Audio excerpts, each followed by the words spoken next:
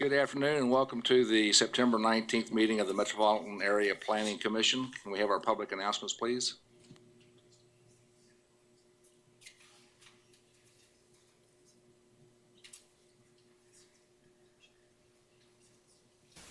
Before we begin the agenda, the Wichita-Sedgwick County Metropolitan Area Planning Commission and the Wichita-Sedgwick County Board of Zoning Appeals would like to take this opportunity to welcome everyone to this public hearing. Copies of the agenda for today's meeting, the public hearing procedure, and Planning Department staff reports on all agenda items are available in the lobby of this conference room. The Planning Commission's and the BZA's bylaws limit the applicant on a zoning, subdivision, or variance application and his or her representative to a total of 10 minutes of speaking time at the start of the hearing on that item, plus up to 2 minutes at the conclusion of that hearing. All other persons wishing to speak on agenda items are limited to 3 minutes per person. However, if they feel that it is needed and justified, the chairman may extend these times by up to 2 minutes. All speakers are requested to state his or her name and address for the record when beginning to speak. When you are finished speaking, please write your name, address, and the case number on the sheet provided in the lobby. This will enable staff to notify you if there are any additional proceedings concerning that item. Please note that all written and visual materials you present to the Commission and the Board will be retained by the Secretary as part of the official record. If you are not speaking but you wish to be notified about future proceedings on a particular case, please sign in on that same sheet. The Planning Commission and the Board are interested in hearing the views of all persons who wish to express themselves on the agenda items. However, we ask that all speakers please be as concise as possible and avoid long repetitions of facts or opinions which have already been stated. For your information, the Wichita City Council has adopted a policy for all city zoning items. A copy of this policy is available in the lobby. The City Council relies on a written record of the Planning Commission hearings and does not conduct its own additional public hearings on these items. The decision of the BZA is final. Any appeal of a decision of the BZA is to district court. Okay, before we get started, a reminder to all the commissioners, if you want to speak, you need to push the talk button and speak into the microphone. That goes for staff also. I do not believe that that's part of the podium. If you're a speaker at the podium, just make sure that you speak into the mic so that we can hear you. And also, if you are a speaker today at the podium, please give your name and address for the record. We're going to recess the Metropolitan Area Planning Commission meeting to take on the agenda for the Board of Zoning Appeals. First item is the approval of the minutes. Move to approve. Motion by Ms. Mills, second by Mr. McKay. Any discussion? Seeing none, all in favor say aye. Aye. Opposed, same sign. Aye. We'll figure out the numbers there. That is approved. There's no other items on that agenda, so we stand adjourned from the Board of Zoning Appeals and reopen the Planning Commission meeting. First item on the Planning Commission meeting is the approval of the minutes of September the 5th. My records show absent was Mr. McKay, Mr. Hartman, and Mr. Florence, and Mr. Klossmeyer. I move for approval of September 5th, 2019 meeting. Second, or first by motion by Mr. Joe Johnson, second by Mr. Dool. Any discussion? All in favor say aye. Aye. Opposed, same sign. Motion passes. You're good.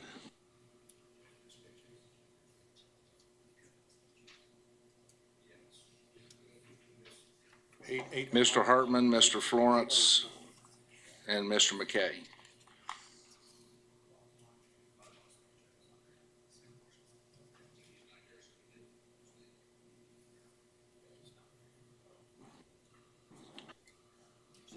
Next item would be to see what items we can take by consent. Take the vacation items first. First one is item 3.1, a vacation of the platted access control for construction of a Meddy's restaurant and property zone general commercial. Anybody on the commission want to hear that item? Seeing none, is there anybody in the audience that would like to hear this item?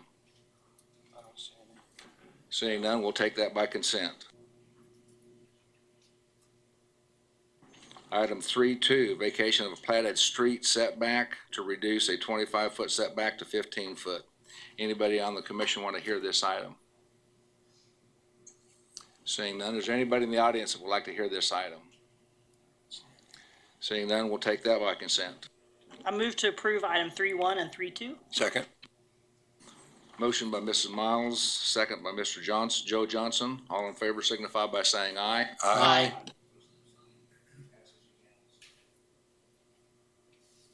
Okay, public hearing items. Item 4.1, county conditional use to allow agricultural sales and service on property zoned rural residential.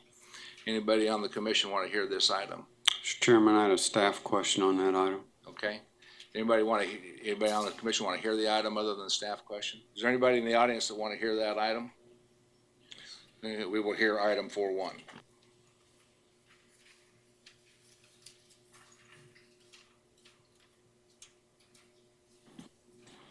Item 4.2, city CUP amendment to add a sign and additional canopy to RV storage on parcel 10 Ridge Plaza. Anybody on the commission want to hear this item? We will hear that item.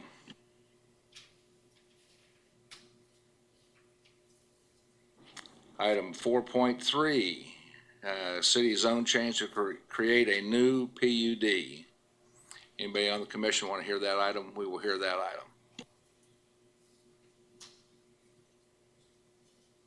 Item 4.4 has been deferred to October the 24th.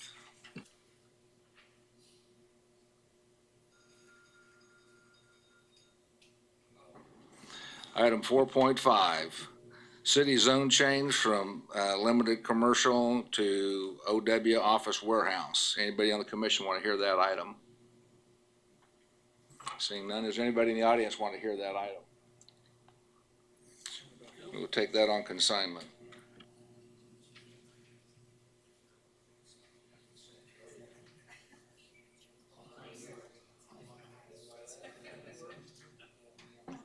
Item 4.6, city zone change from general commercial to former railroad right-of-way to a central business district. Anybody on the commission want to hear that? Seeing none, anybody in the audience want to hear that? We will take that by consent. I move for approval of 4.5 and 4.6. I second. Got a motion by Mr. Joe Johnson, second by Mr. Green. Any further discussion? All in favor signify by saying aye. Aye.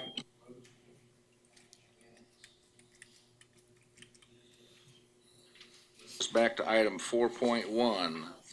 Mr. You're out. Thank you, Mr. Chairman. Dave, you're out with planning staff. Conditional use 2019-33 deals with a request to zone land on the east side of North 247th Street West. We are north of 53rd Street North and just south of the city of Andale. Land that's currently in the city of Andale, or not in, but adjacent to, you can see, is owned light industrial, including part of the land owned by the applicant. This is the Kansas Co-op is requesting an expansion of their operation as it exists at Andale. The aerial photo shows the outline of the property that they now own, and they are expanding the operation for the facility that they have located at this location. There's also a plat that is going through the process, and they approved that at the Planning Commission, and so. Dave, let me interrupt you just for a moment. We had okay, never mind. Continue on. So, this is a request for a conditional use for ag sales and service. The existing operation consists primarily of a fertilizer facility that is operated at the present location. They have a site plan shown with their application that I'll get to, that shows a small expansion of that to the east.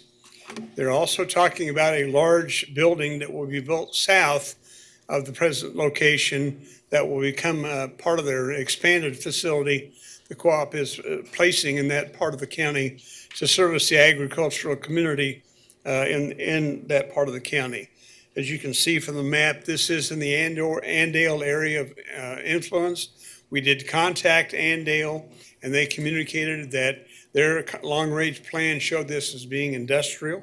Therefore, they did not have any desire to further review the application, and they supported and I had no objection to this request.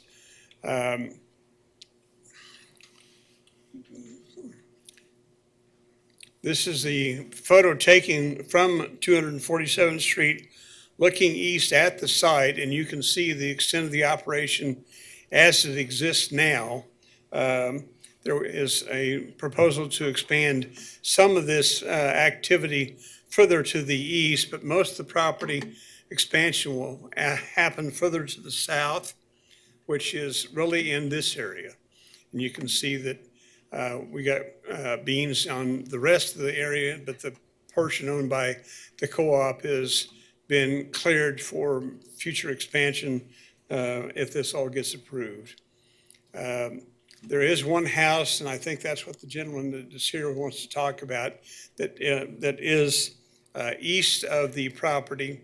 You can see from the aerial, there's a house immediately to the west of the property on the west side of 247th Street.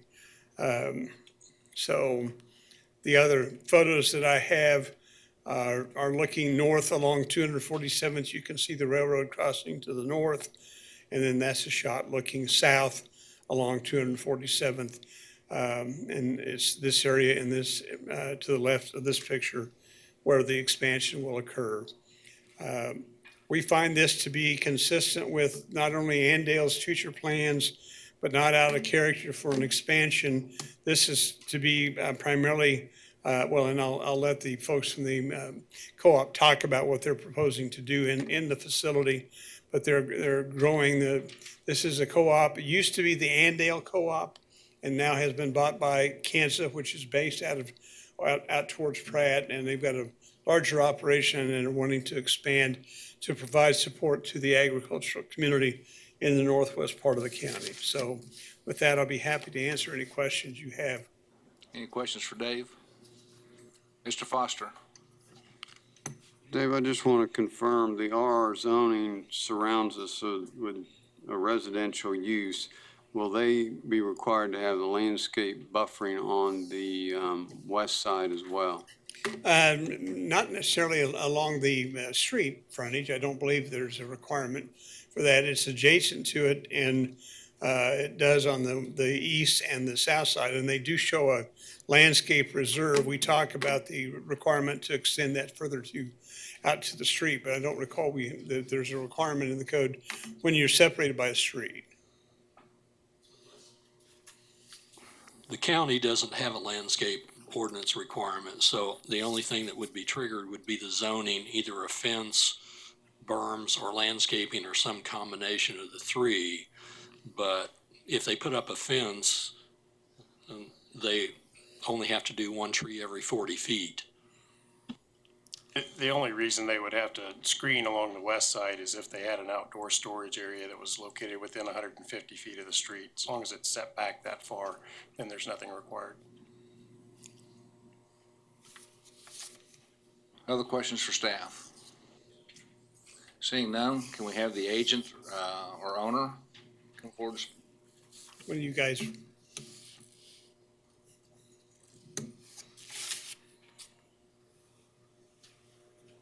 You'll have 10 minutes. Please state your name and address for the record, please. Jeff Bolin. I live in Pratt, 1519 Western Avenue. Senior Vice President, Kansas Co-op. If there's any questions. Anything you want to add to the presentation? Mainly, as those pictures showed,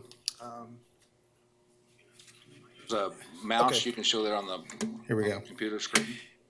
The main thing here is that view here, this is existing, we got fuel, propane, and anhydrous facility along with liquid fertilizer. So this facility here is gonna be office in the front, chemical warehouse, and seed warehouse. This is everything we currently have in town that we've just outgrown. We're gonna consolidate it into one main building. Any questions for the agent, for the applicant, rather? Seeing none, thank you. Is there anybody in the audience that would like to speak on this issue? Please come forward, state your name and address for the record, and you will have 3 minutes. I'm William L. Shoemaker. My address is 5731 North 242nd West, Andale, Kansas. The picture, I'm the guy that has the house right next to this thing, right there. Obviously a nice house. When you look at this picture, go back to the driveway, please, if you would for me. Thank you. This that shows the driveway coming into the current facility, please. Okay, well, maybe you don't have one there. I thought you did. Okay, yeah, there we go. That's what I look at today. That's not what I looked at when I bought my house 15 years ago. As far as they're saying this is existing, they've been expanding this thing since I moved in.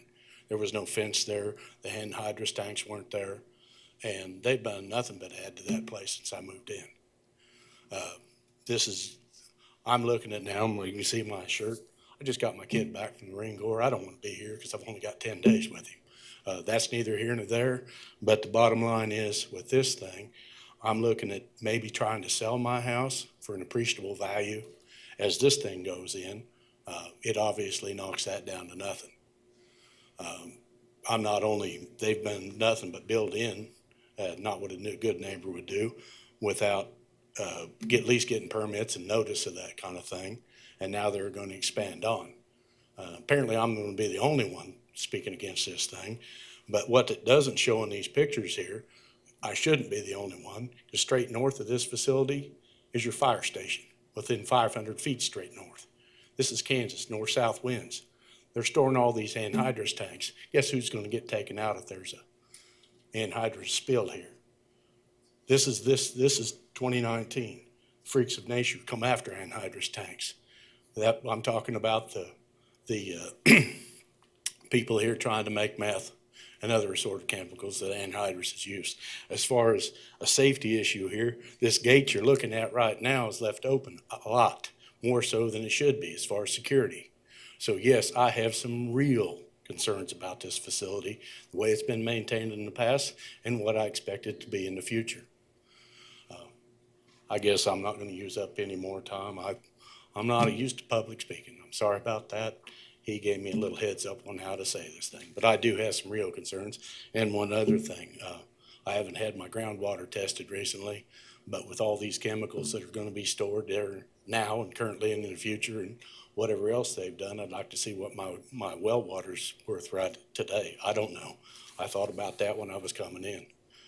But as stewards of the neighborhood, I don't know how good a job they've done up to this point.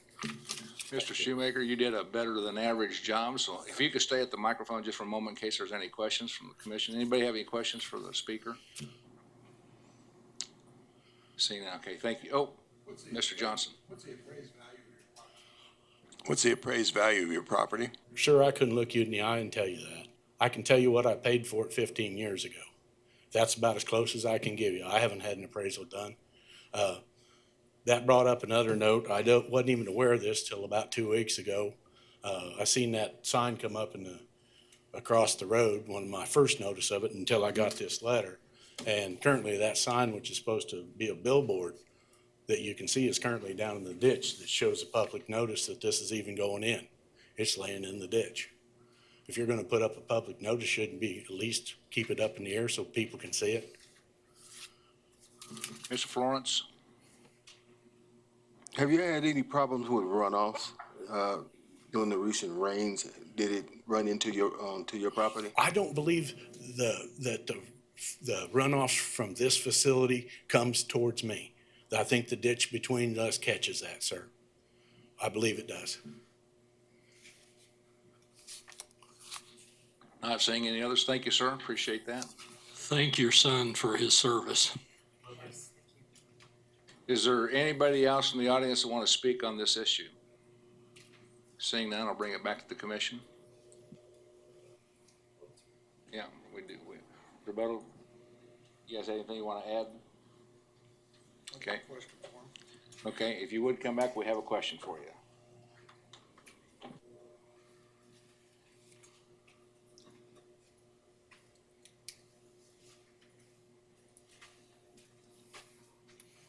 Yeah, thank you for coming back up. The speaker had some concerns about groundwater contamination, the potential of possible groundwater contamination. The chemicals that you're using, are there any federal requirements, state, local, federal requirements that you have to perform concerning those chemicals? The containment, I mean, the building containment will be fully enclosed inside the building. So we're the stored product. Thank you. Sure, you've come up with this in the past with working around neighbors. What, is there anything you can add that might soften the appearance on this? Got any ideas on that? I mean, we're open to, not right offhand, I mean, we obviously know there's an issue and we know there's a concern that we would be willing to do any landscaping or trees or as far as a visual concern. Thank you. Mr. Foster. Sir, got another question for you. Jeff, we keep bringing you back. Just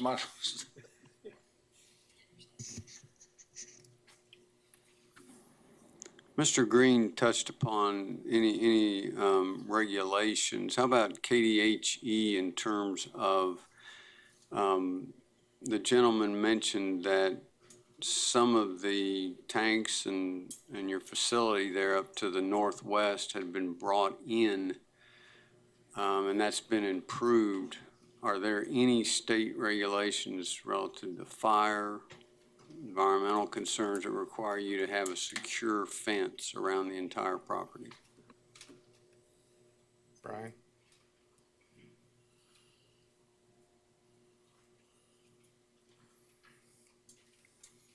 I'm gonna let Brian answer that. Do I need a state name and address? please. Brian Nicholson, 802 William Way, Pratt, Kansas. I'm the Vice President of Agronomy for Kansas Co-op. Now, the question was, do you have to have an enclosure around the current facility? No, you have to have locked, tagged out tanks, which we do have at those facilities. Going back on the question that Jeff answered before, yes, we do go through state guidelines on containment for the packaged products that are in that facility. And they have to approve those processes also. Any other questions? Mr. Richardson, staff question? We got a staff question. Staff question, okay.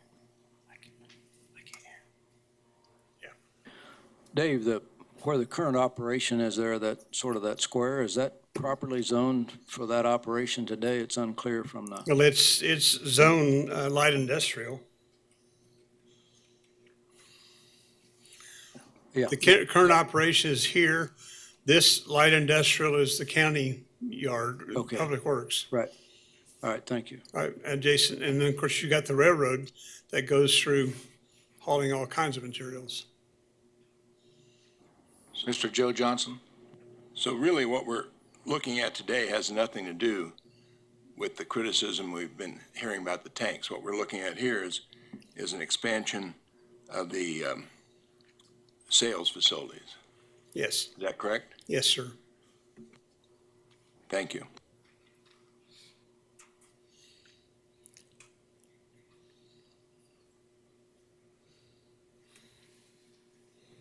And I would add, if you look at the site plan that they have provided, as he talked about, the new building to the south is primarily office and warehouse of other chemicals they provide currently at a facility in Andale.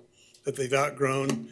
The other buildings, they've got a future building to the east, and the south one is identified as a washout area for the equipment they use, that they haul chemicals and anhydrous and other things that are applied to the agricultural fields in large wide area of the northwest part of the county and beyond. What's the will of the commission? Mr. McKay? I'd like to make a motion, we approve subject to staff comments. We have a motion by Mr. McKay. Is there a second? Second. Second by Mr. Green. Further discussion? Mr. Foster? Even though the county does not specifically require this, I was involved in a similar situation. And at least the applicant at that point was willing to provide some landscape to soften the loss in value of the adjacent neighbor. I would encourage them to do that. You want to make that an amendment to the motion? Can we, is that something we have the authority? The substitute motion, does that, with this kind of an application, is that something we have purveyed? No, I don't see it as a substitute motion. But that's just a suggestion to the applicant? Okay. Any further discussion? Seeing none, all in favor signify by saying aye. Aye.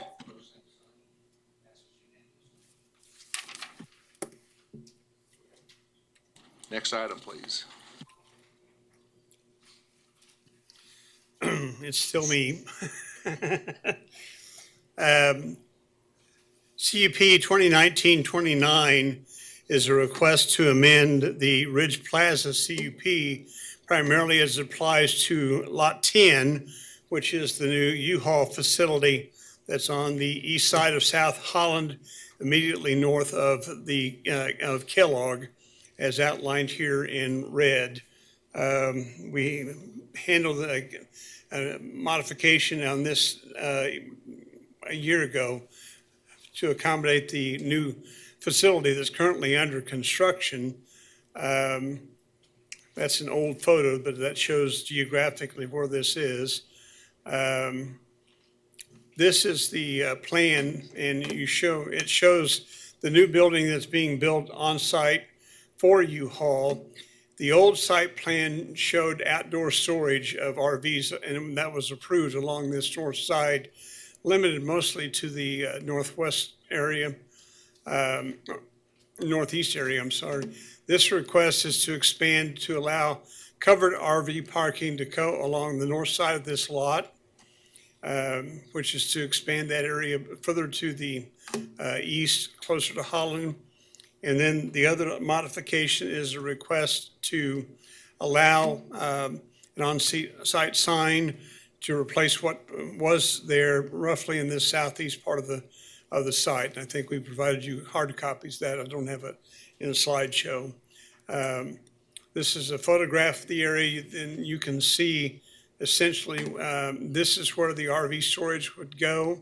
I'm looking east from Holland. Here I'm looking south, and there you can see the sign structure that is there. And they want to replace this with an on-site sign, essentially the same location. That's looking south along Holland. This is what is west across the street from the location, and that's looking back north along Holland. And I think the questions are about primarily the sign, but the recommendation from staff is for approval.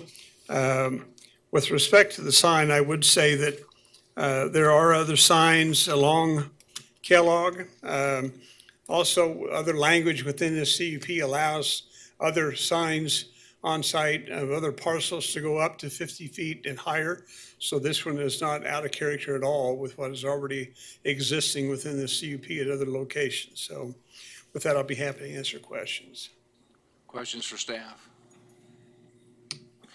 So, Dave, help me understand. You're saying the CUP allows 50-foot signs? There are other parcels within this CUP that do address signs up to 50 feet in height, yes.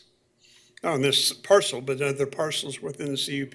Can In you fact, put- there is a sign that is, Can you put the CUP up there and show me where those parcels are?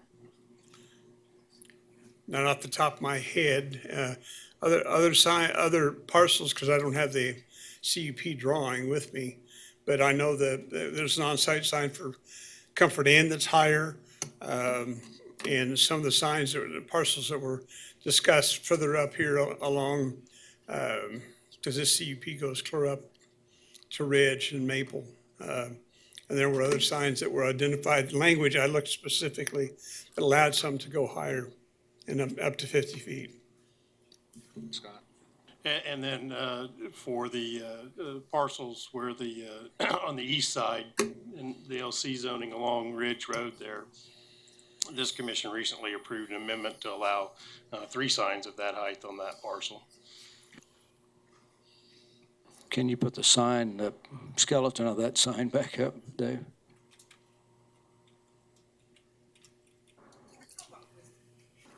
Yeah, my concern is a sign of 50 feet kind of becomes a new standard along Kellogg if we do this. Looks like Cheddar's maybe has a 50-foot sign, which is because of the elevated roadway. This sign is, as it is, perfectly visible from both ways on grade at Kellogg. Looks like Home Depot, Walmart are both at 30 feet. Davis Moore's at 30 feet. Davis Moore's flagpole looks to be about 50 feet.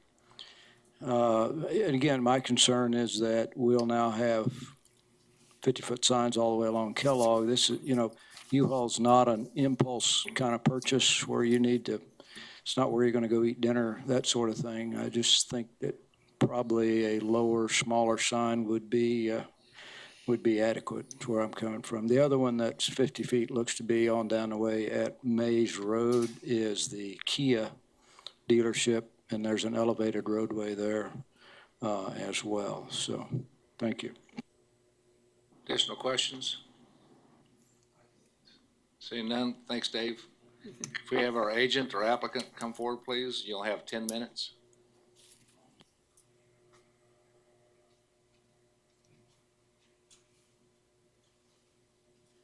Please state your name and address for the record. My name's Roger Goodrick, live 213 West 18th, Hutchinson, Kansas, 67502. Anything you want to add to the presentation, sir?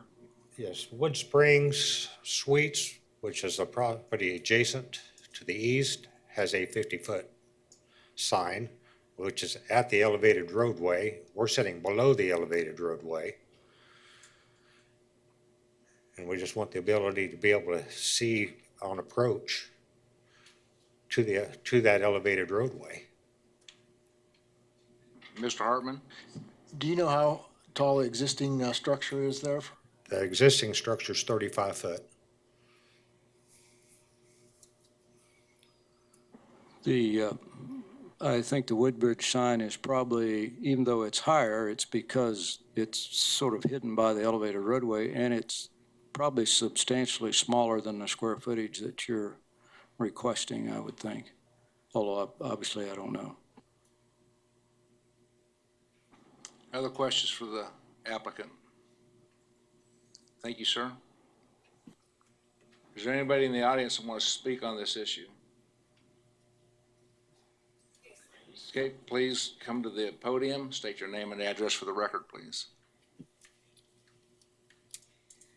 My name is Elba Abrun, and I have lived in this neighborhood since 1994. And to be honest with you, for the last 8 years, that development that you had in that corner have bring a lot of detrimental issue in our community. I used to call my house safe haven. Now I have to make sure and be careful enough, because you guys continue to have building business without taking in consideration our neighborhood. We had a great neighborhood in that corner. So I really appreciate the city, because honestly, it doesn't matter to me much if the sign is 35 or 40 on Kellogg. But it do matter to me, and it's gonna get to the point where we, the neighborhood, we will need to ask the city to enclose our neighborhood in order to get the delinquency, traffics, etc., into our neighborhood. So it's everything I would like to say for all of you this afternoon. Thank you so much. Before you step away, could you please give us your address? My address is 7931 West University, and we also have owner sheets in Paula Street. We also have another property in Topaz Street. It's very, just kind of the corner of university also. So when you start bringing targets and then those hotels and now this building, you are overcrowding our neighborhood. And what you're bringing into our neighborhood, I'm gonna telling you, it's not the best people in town. Let me have, if you could stay there for a moment. Is there any questions for the speaker? Thank you, ma'am. Appreciate that very much. Is there anybody else in the audience who'd like to speak on this issue? If not, I'll bring it back to the commission.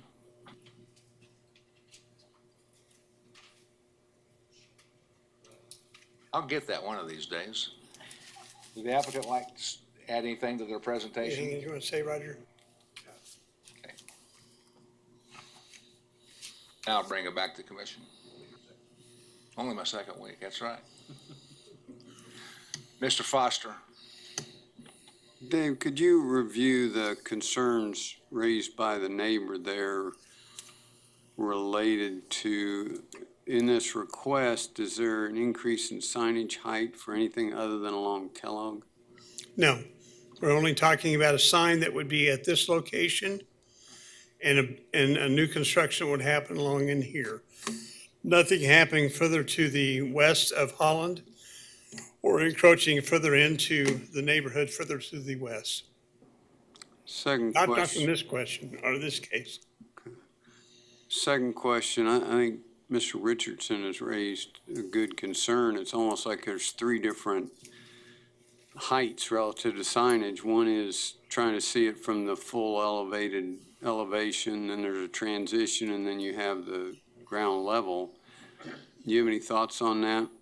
Because I do get concerned about going to 50 foot all along here.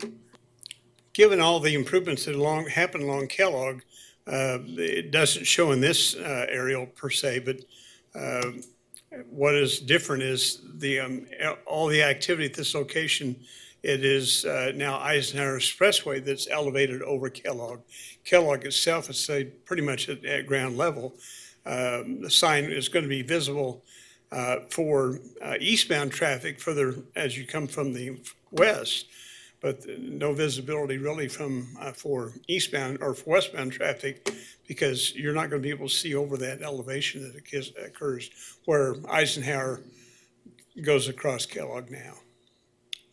And this is kind of tucked down behind that. That's why the Comfort Inn has got a sign roughly at that location that's taller than what we're talking about here.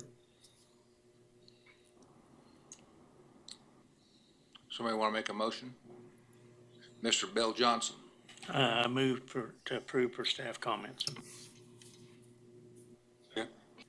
Have a motion by Mr. Johnson, a second by Mr. McKay. Any further discussion? All those in favor signify by saying aye. Aye. Opposed, same sign. Passes 11-1.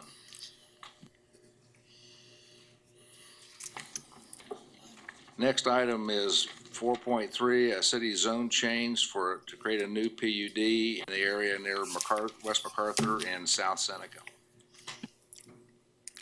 I will continue. Thank you very much, Mr. Chairman. PD 2019-09 is a request to create what will be called Passageways PUD. This is currently vacant land that is to the west of South Seneca, north of MacArthur Road. It's kind of bounded mostly on the north side by West Carey Lane, at least on what's identified in the new PUD as Parcel 1. Parcel 2 is on the south side of 235. For those familiar with the area, this is South Meridian, And the property that's identified here as being Zone GO is where the Machinist Union property exists. An aerial of the site, and you can see we're dealing with very much open ground that is undeveloped and has remained undeveloped for a many number of years. Kerry Lane is an improved street, and you'll see in some photos how it gets kind of interesting as we get over into this area, because these are gravel drives that are not all public streets, but we'll cover that. The request is to create a kind of an enclosed, unique community that will be through passageways targeted exclusively as specialized housing for homeless veterans and other veterans in need within the community. There is a massive amount of support within the community for this. And the only way, we had talked with them in development review several months ago, and the conclusion was the only way to really get to where they needed to do was a PUD was the only way to get there. You can see the property location within the comprehensive plan. This is roughly the site plan that has been provided.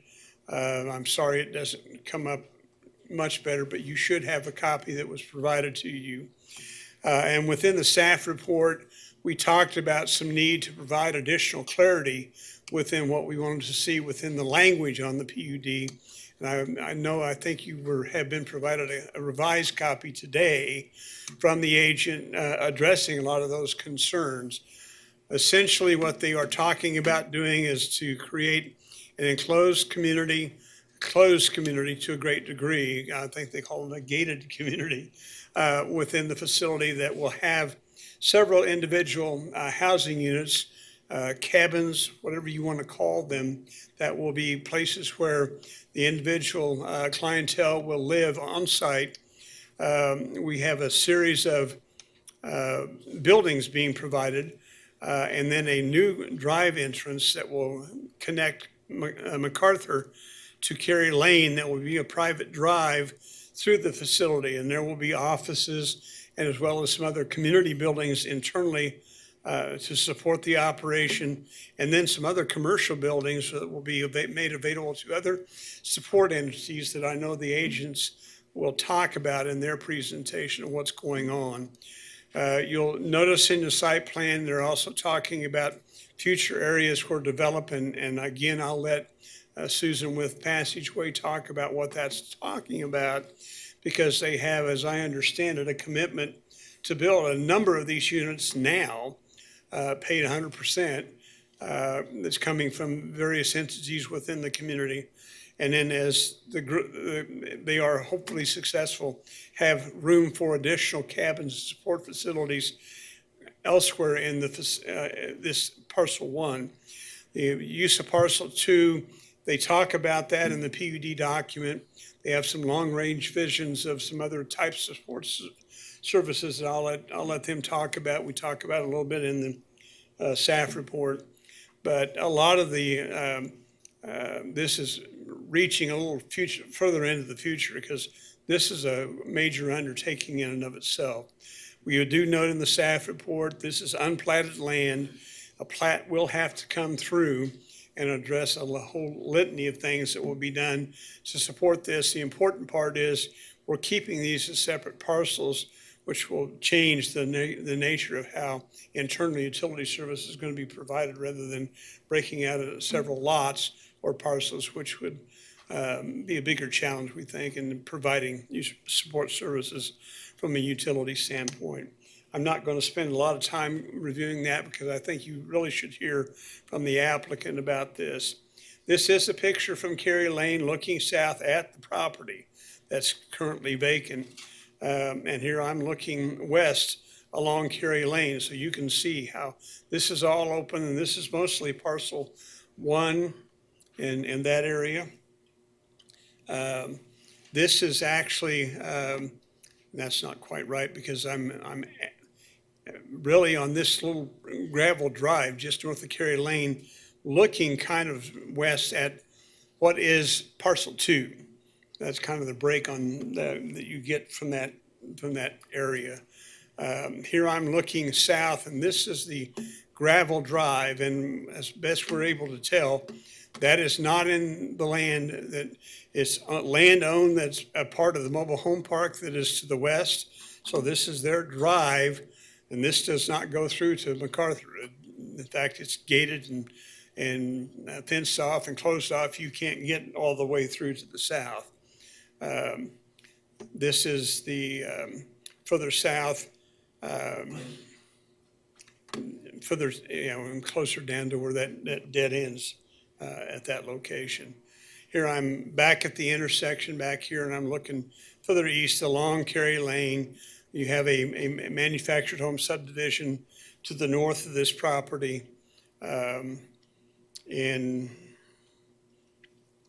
that is also, that's looking back across parcel 1 from that private drive that's in the mobile home park. So I don't even know where that is. Oh, well. And there, this is a look along MacArthur. So. Questions for Dave? Mr. Hartman? Do you know what acreage is for parcels 1 and 2? Combined, it's about 56 acres. I don't have in front of me the exact breakdown between the two. I think they can tell you. And then on Cary Street, what's the right-of-way on that street? How wide is that street? Cary is city, I didn't look that up, but I proved it's 60 foot right of way. And then what As happens? it extends to this point. Yeah, what happens up north there? Looks like there's a little sliver and there's just very little access. As I recall, looking at the plat of this land to the north, there was some right of way granted there for the idea that road may extend through, but keep in mind, here's 235 and it's not going to go through. Right. And there's, with the property says they were platted further to the south. I know it was also on the Machinist Union property. There was a half road right or partial road right of way granted for what would become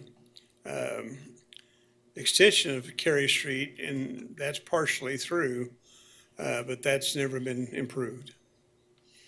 We'll have to, and that will be addressed as the plat for this all comes through the planning process.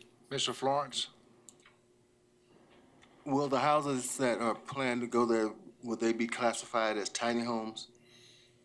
No, I don't, no, they're not calling, they're just, we're calling them, for lack of a better term, just individual cabins or cottages or cottages. I mean, they'll be single, and again, Susan is prepared, I think, to talk about what's going to happen with those. Other question, Mr. Foster? Dave, some of my questions have been answered. I have one other question. I'm looking at the general provisions.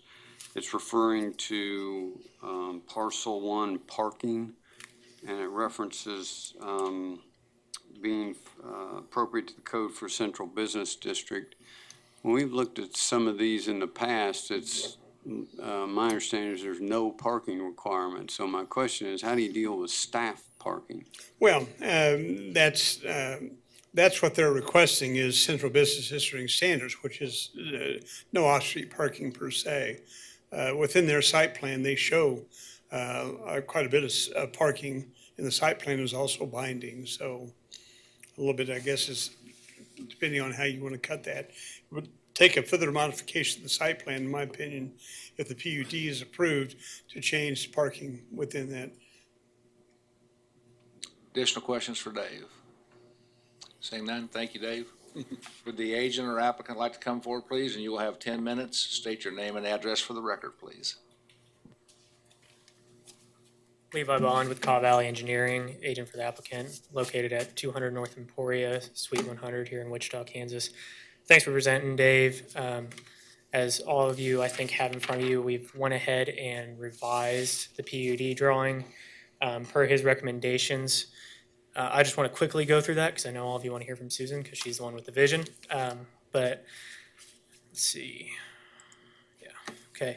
So going through just point by point, recommendation A was to remove the reference to 0 setbacks. zero lot line setbacks that was originally up here in the project description that has been removed and is completely addressed. Comment number B is just worried about the future of parcel 2, which is up here by 235 in the Machinist Union. That is going to be controlled by a site plan, so it's going to require site plan submittal before there can be anything put here. This parcel itself is a little more flexible in nature because they're not fully aware of what's going to happen here. The future is hopefully to have some more homes up here, maybe some more supporting businesses, and then maybe assisted living, which Susan has some history in working in that industry, and then maybe hospice, some ideas like that, maybe some forms of employment for any of the veterans working down here, trying to create opportunities. We wanted to keep parcel 2 more flexible as is along the 235 frontage. And then, so that would cover condition B. It's controlled by the site plan, so it is somewhat deferred to the future. I mean, they'll have to have approval. The staff will have to approve it before we move. Letter C, sorry about that, was requesting more prohibited uses for each of the parcels, which we did add. It's the last 3 lines of both of the proposed uses, I believe. We added that word for word. Like I mentioned in my last statement, though, when I was talking about parcel 2, it's a more flexible parcel, so there are a few uses, I think I counted 8, that are allowed in parcel 2, the commercial one along 235, that aren't allowed in parcel 1. So it's a little more flexible, but almost identical for the prohibited uses other than that. Then letter D on your recommendations was just asking for a clarification on the gathering space. I did not want to muddy the waters by making the gathering space a separate, gotta go back into it, a separate parcel. So I'm going to let Susan just talk about what's going to go on in that gathering space instead. Right now, as the proposed uses are written, they would be allowed entertainment, and she'll talk about what's going to be happening there. It's not going to be an event venue by any means. It's just going to be more of for the veterans. And then that takes me to letter E. It was talking about removing the general provisions. I have not done that yet, mostly because I'm concerned that it may want to be there in the future in case they get developing all parcel 1 and then halfway through parcel 2, and for some reason they just split off ownership, whether they've helped all the veterans they think they can in this area and want to open up somewhere else and need to sell off a portion or something like that. I think that we need to have development standards in here to control the property, even if for some reason ownership changes. That's the reason I've left it in there. That comment's up in there. If you guys want me to take the development standards out, I can. And then other than that, we're aware that we're going to have to submit the PUD certificate and the 4 copies to them.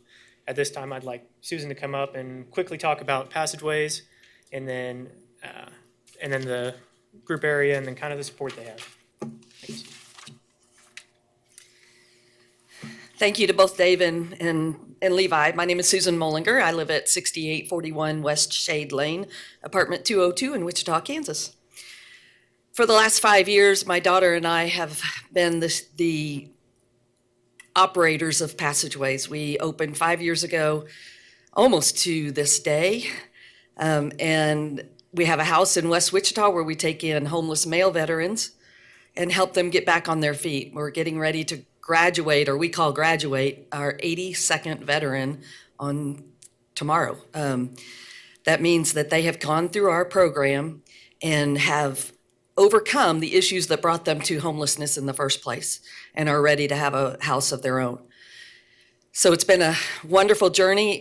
We have several people here that have been with us since the very beginning, and I'd like for them to at least wave their hands so you can see that we have lots of support in the community. Thank you, Vice Mayor, for coming. So in the 5 years that we have been in existence, we know that the problem is a lot bigger than anybody right now believes. The last point in time count showed that there were 57 homeless veterans in Sedgwick County. Most of the veterans that are homeless don't want to come forward. They don't want to be counted. According to the guys that we have worked with in passageways, it's at least double that amount. The other sad news is that homeless female veteran population is growing, and it's growing at a very alarming rate. along with the suicide rates. With places like passageways, we don't just let them live there until they find a house. They have work to do. They have goals that they have to set and realize. They have chores that they have to do. It's not a flop house in any way. We have specific rules. We don't allow drinking. We don't allow drugs. We don't allow overnight stays. They have a 9 o'clock curfew. We do not ever grant overnight stays because we're there to make sure they're working on themselves, not anybody else. So those rules are going to transfer into Homefront. That Homefront Veteran Neighborhood is the official name of our new project. We do have 30 homes already pledged for this project, and that is pledged through the Global Family Foundation of Star Lumber and the Wichita Area Builders Association. We are working side by side with those two entities to make this a reality. So we also have 1.4 million in in-kind donations already, and we haven't even gone public with this notice. So as you were asking in the comments, the use of the entertainment space, or we're calling it an amphitheater, is strictly that. It's more or less, if you think about a USO concert for the troops, that's what we're going to create there. We have bands that have come forward and said, we want to play for the troops, and that's it. There will not be any alcohol allowed. There is no alcohol on our property allowed. And so we will hold that very strictly when we have our concerts as well. Those will not necessarily be open to the general public. They'll be open to the veterans and their families. And we may restrict opening it to some, like Friends of Passageways and our supporters, but it's not going to be a general open concert type thing. Because of the fact that the whole property is a gated community, it limits the number of visitors that can come and go out of the property. We do that for very, very personal reason, and that is we protect our heroes at all costs. And many of them have friends that know when they get their paycheck and they come and they can't say no to that person and giving them all of their money. So we limit those visitors coming in and out of our current property and Homefront. The question about tiny homes, we have never ever actually talked about doing a tiny home village. We think that that's horrible. It's not enough. When we were approached with this project by Star Lumber, they had said, well, let's build a tiny home village. And we said, no, that's not good enough for our heroes. Our cottage homes, they're going to start at about 550 square feet. So they're not huge homes, but they're going to go up to about 1,000 square feet. They will have running water, heat and air conditioning, a stackable washer and dryer, a kitchen. The bathroom will serve as a safe room like they do at Habitat for Humanity, but our reasoning for safe rooms are a little different. It's not for the storms. It's for 4th of July, any type of noise. PTSD is rampant within the gentlemen that we have worked with so far, and that helps them tremendously to have a place they can go and get into the quiet areas of life and just be quiet and not have to listen to all that booming going on. That's us in a nutshell. It's a very quick little overview of what we do, but we have never taken any government money. We are 100% privately funded, and we will continue that throughout this next project. Are there any questions for me? Any questions for Susan or Levi? Mr. Foster? I've got 3 questions for you. You obviously have an expertise and a passion in this, but I'm curious, what is your background that provides for this? Yes, I'm passionate. I am not a veteran myself, but my dad was and my grandfather, and that was very important to them and to me. My background, my career was in congregate housing for seniors. I ended a 25-year career working in assisted living and independent living, but when we started Passageways. Most recently, I was the executive director at Sedgwick Plaza here in Wichita. Second question is, are there some examples out there that are similar? Are you cutting edge here on this idea? We have scoured the United States looking for something similar. There are some things that are being built that are like items, like what we're trying to build, but nothing that includes comprehensive services. As Dave mentioned, the public area buildings, those are key to this whole project because that will be where we have members of Salvation Army, Catholic Charities, and the VA with offices there. So the heroes that are living in the neighborhood don't have to go to the VA to get services. They're right there on site. We'll also have mental health providers, case managers, and any other outside sources we need. We will be able to actually let the occupants bring their service animals and their comfort pets. And so we have a veteran already on, not on staff, but he's volunteering to come and check out all the animals before they come in. We will have, like I said, marriage and family counseling because this community won't just address the homeless men, it will address homeless females and homeless families as well. Got one final question for you, and that is, and this may affect plating, is where the two parcels almost touch there, how does that need to operate in terms of, are people going to need to be able to walk through that area to get to the parcels? How does that need to interact? That's a good question. Our initial thought is to place an assisted living and a hospice unit on parcel 2. That is not in concrete yet.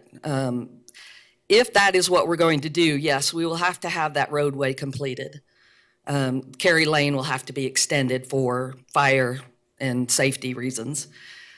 If we end up needing parcel 2 for more additional houses, we have a little bit more flexibility there and can possibly just work them through, I'm trying to work them through Carey Lane and then just complete this road here that is now gravel instead of doing the extended Carey Lane. Is that correct? Yeah, Mr. Foster, were you asking about pedestrian traffic, like walking across Carey Lane? Well, you're answering the question very well because it's a broad concern, and I think at the planning stage we need to consider both pedestrian and the vehicular aspect. Yeah, I think with plating, it'll be considered then on what happens for access. And we'll have to do certificate of petitions for access and all utilities to this. So that's all guaranteed stuff during the plating process. You're not allowed to plat without that. And then for pedestrian access, if Carey Lane ever does go through, it's going to be ADA compliant walkways to get from parcel 1 to parcel 2. Not sure what all that will look like in the future. I don't know how comprehensive it'll get, but if it's a main thoroughfare, then they'll have to do more, obviously, but it'll be ADA compliant. And then one clarification for the record, I'm not sure if it was clear or not. It is a gated community. I just want to, let me get to where it's a little clearer for you guys. I just want to point out that it's gated for all the residential area. This will be open to the public, but it's mostly open to the public so veterans outside in the community can also come take advantage of these veteran services. So the gated area is for the residential area where the future development for more homes will be. Can you show us on there where the gate is? Yes, so the gate will be here is where you drive in, and this will be fire access as well. There's emergency access that we're going to have planned up here on Carey Lane. And then the gate will be here to start, will be the fencing, and then the fencing will continue out as they develop, correct? So there'll be... Well, no, it's going to all be fenced before, as we develop this right here. Yeah, so it's gonna be, oh, you're gonna fence the whole thing before you even develop it out? Right. No, more than I was expecting. So, but yes, eventually the whole development will be fenced. Mr. Bill Johnson, did you have a question? Mr. Florence? I just have a comment. I'm so glad you have included the female veterans in this process because so many times they're left out. Thank you. Definitely. Thank you. It's our pleasure. Not seeing any other questions? Thank you. Is there anybody from the audience like to speak on this issue? come to the microphone, give us your name and address for the record, please, and you will have 3 minutes. Okay, Jeff Blueball, 109. just a second. Sorry, Vice Mayor, if you speak, you probably will be needed to abstain from council vote. Okay. Then I won't speak. It's tough for a politician to do that, but be that as it may. Found a way. Okay, yes, sir. Come to the microphone, give us your name and address for the record, please. Colonel John Buckley, 1522 East Kalispell Court, Andover, Kansas. Retired U.S. Army, 30 years. Currently the Board of Directors for Passageways, among many other things with the veteran community. Just to amplify and clarify 2 points that Susan made. First and foremost, the success that she and Jennifer have seen at the Passageways Living Center is principally based on the fact that veterans take care of veterans. And the benefit of having what I call a perimeter of veterans reinforces the strength of each individual and, more importantly, self-polices the individual veterans. And that is one of the successes that we have had within the Passageways Living Center. The foundation to the ideas that Susan and Jennifer have had relative to the home front is based on the same fellowship, the perimeter concept, where veterans will take care of veterans, but more importantly, they will police one another up. And they will ensure that they follow the road that they have set for themselves to recover from the homeless status and condition. And finally, to take up your point about the female veteran issue, there are a lot of female veterans that are now, there are a lot of females who have joined the military. And our nation has allowed them to serve in every single capacity in the military. And what we have forgotten is the fact that the impact of combat on human beings is the same whether you're a male or a female. And when we had the surge of combat in Iraq and Afghanistan, that included the females. There was a surge of female service. This nation has forgotten the impact that it has, and the downstream effect is right now, you go to a VFW, you go to an American Legion, you go to the VA, and the women are not necessarily encouraged. They are, quite frankly, discouraged. So the initiative of keeping the female veteran and their families together in something like the home front is an initiative that is not practiced anywhere else in the nation that I have seen, and I appreciate your support for this effort. Any questions for the speaker? Just thank you, Colonel, for your service. Anybody else in the audience like to speak? Yes, sir. Please come to the microphone. State your name and address for the record, please. Titus Cordero, 813 South Sunset Circle, Andover. 20 years in the military, retired, 3 years in the Army, and 17 years in the Air Force. What they're doing here is they're filling up the gaps that is left when a military person leaves the military. It builds, living together, military people with each other, builds that camaraderie that they lost. Once they left that military, the service, it creates that void. This fills up that, building that community together, building that enclosed community, them living each other side by side, supporting each other. As my colleague mentioned, is what helps this community. It's what makes the good foundation for this community. As you can see, the passions and that my colleagues have for this initiative, it's right there, and the support of the community is right there. In fact, they're doing this without federal or government support. This all private sector, and you can see the support and the devotion of the local community and businesses that's supporting this organization. What I like to say is, what was going to happen here, it's probably going to be benchmarking a lot of what's going to happen to other cities. So the support that we show here now will transition and reverberate to other communities. And hopefully they'll follow through and do the same thing what we're doing. Do you guys have any questions for me? Thank you, sir. Any questions for the speaker? Thank you very much. Thank you for your time. Is there anybody else like to speak on this issue? Seeing none, don't think there's a need for rebuttal. So bring it back to the commission. I'd move for, And whoever made the motion, I'll make the second, but I I'll do make a have, second too. I do have a small comment. I stumbled upon passageways when, we had to move my mother out of her house, and we went through, 2 men in a truck to move her from a 1,200 square foot home to a 400 square foot, assisted living facility.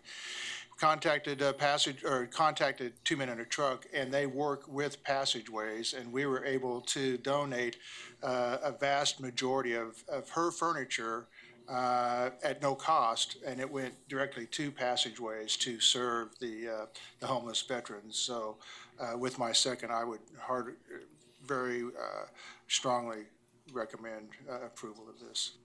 Okay, the way I read it, Mr. Joe Johnson started first. I think Cindy passed him and finished it, but I'm going to give Joe the credit for the motion and Mr. Green the second. Any further discussion? Yes, Mr. Richardson. Dave, do the changes here address your concerns? I think everybody's for this. I just want to make sure they don't get themselves in a box here that doesn't make sense. For example, provision number 13, which talks about selling it and replatting, you know, this ownership could change within the same community, if you will. Do you feel comfortable with these? Yeah, we do. Something we can work with? We do, and also the provision that was added in the general provisions that talked about parcel 2 was not happening until we got a definitive site plan submitted that was approved by the planning director before building permits are issued on that. So we're comfortable with that, yes. Okay, thank you. I was just worried about them getting in a box here somehow. Well, we've had an extensive discussion with Levi about that, and about the issue that normally a PUD, we get very specific about everything. Right. This is so large, and really, as they have said, it's a unique thing that, to a certain extent, we're creating a pattern here that hopefully can be used elsewhere and across the country. So we're comfortable. Ms. Gross, did you have a question? Okay, Mr. Foster. I just wanted to make a comment that for all the folks that raised their hand, I was really surprised how many raised their hands and have benefited by this. So what you're doing here is fantastic, and wish you all very well. Thank you for coming. We have a motion and a second. All those in favor of the motion signify by saying aye. Aye.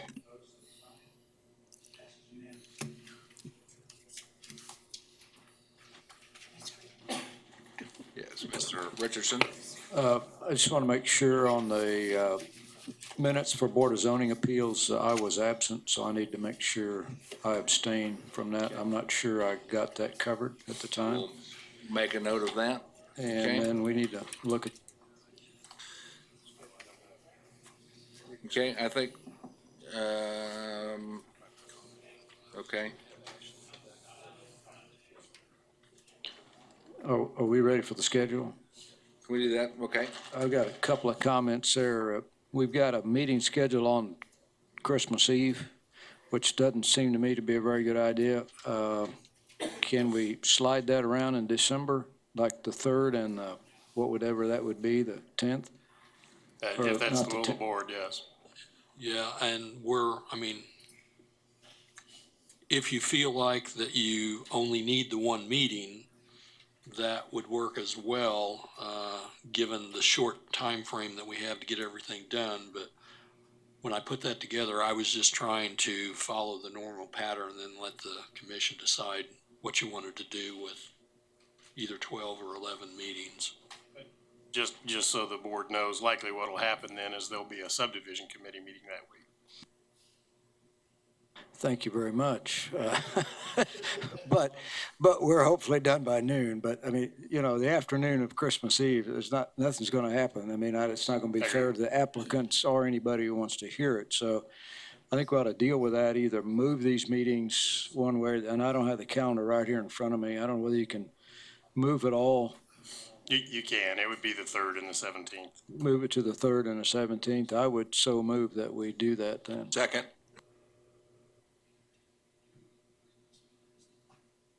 Okay, before we vote on that, let's make sure that we're all on the same page and we've got everything taken care of. The November meeting that you're trying to get ready for, I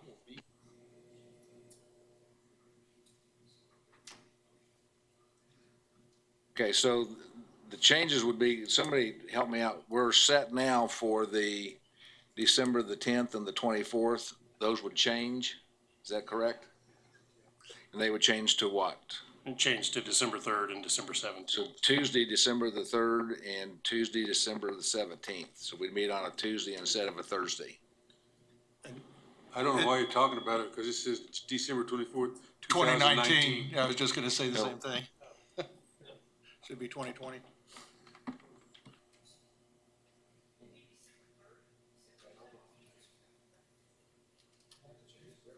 Those are Tuesdays?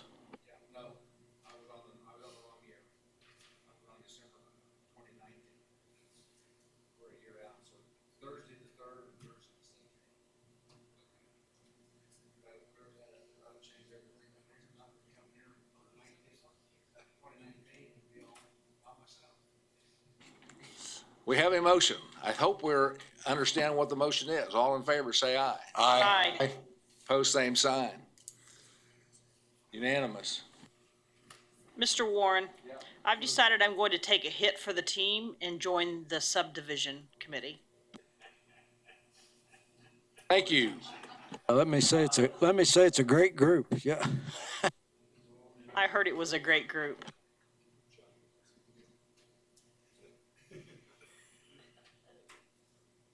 Is there any other items that need to be discussed? Move for adjournment. Have a motion, is there a second? Second. Second by Mr. Green. All those in favor say aye. Aye.